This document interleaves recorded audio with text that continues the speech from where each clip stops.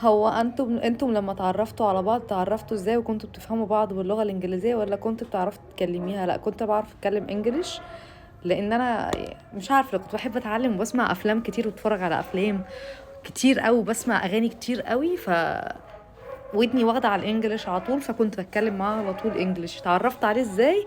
هو اخو جوز اختي.